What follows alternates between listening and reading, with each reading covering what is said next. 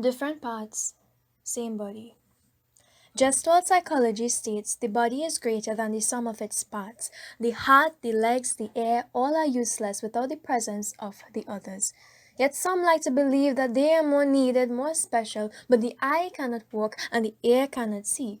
How then can all of these parts be one and the same? They can't be equal. The differences between them make them one body, and it's this body with its variation that's able to function as one living thing.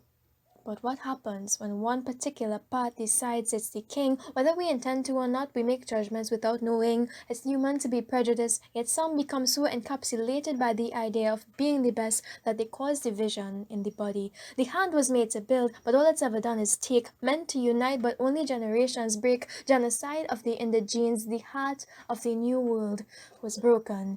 It was shattered by the blade of the hand, core of the land negated by foreign man, and now only remnants remain as the broken heart longs for justice to prevail.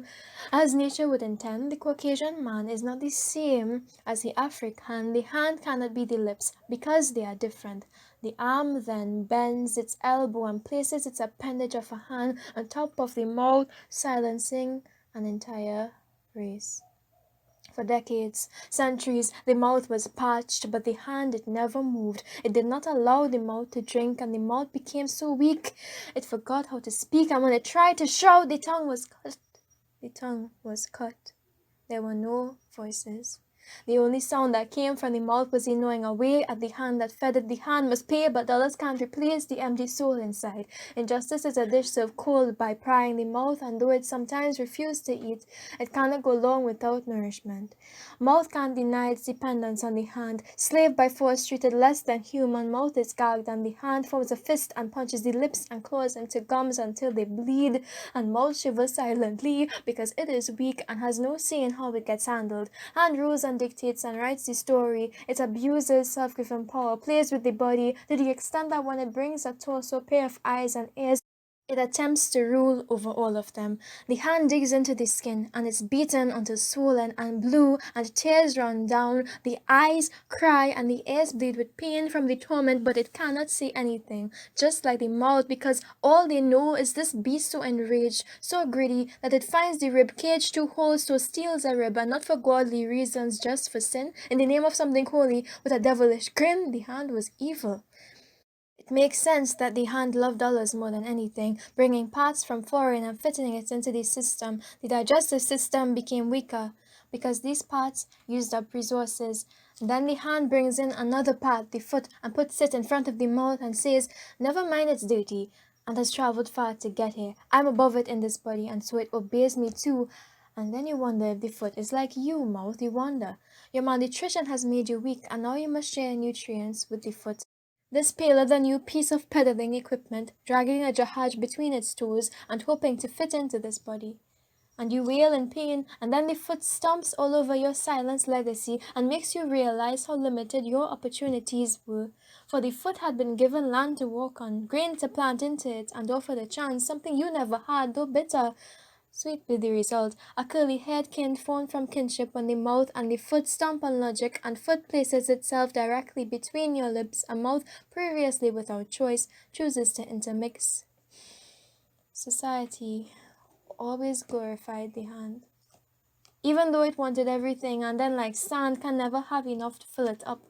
The hand has always been there, ruling, writing laws, the scripture of the citizen, and claiming any flaw, any land it touches as its own. The hand is selfish.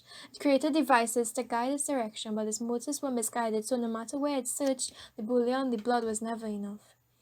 In an effort to be something more than a gagged mouth or a broken heart, the hand sinned, and though hands have come a long way from their ancestors' mistakes, the body paid the price and will continue. It will continue. The heart will continue to pay for the hand sins until we realize that though broken, heart is not lost. It lives on in the lives of the natives, still walking, still keeping their culture, still driving their force. Miscegenation did not dilute the depth of their soul.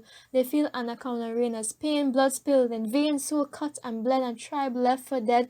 Now the heart must beat until justice prevails. Foot will continue to pay for hand sins until it realized that the jihad it brought helped it define the flavors of the Caribbean, from curry to clothing. Hinduism, Islam, over dark waters, foot tread and labored all day in a land of promises. That's honorable. And mouth.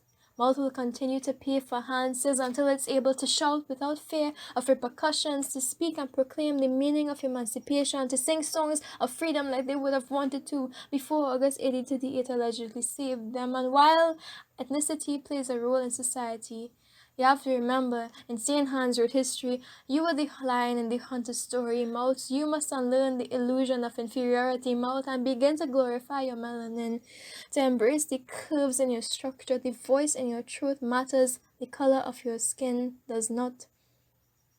Your matted hair does not. Don't be afraid to wear bright colored lipstick if society tells you it clashes with your mouth, miss.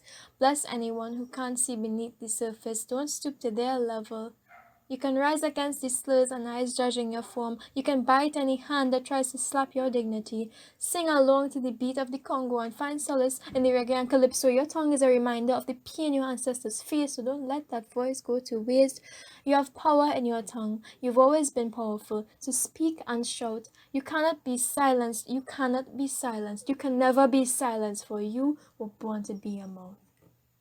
All of you are not one, but you are part of the same body, beautiful in its complexity, unique in your diversity, meant to work together, not against each other, for the harmony of the human body, the human race, where we've never had an equal place, but where no part can ever be replaced. Thank you.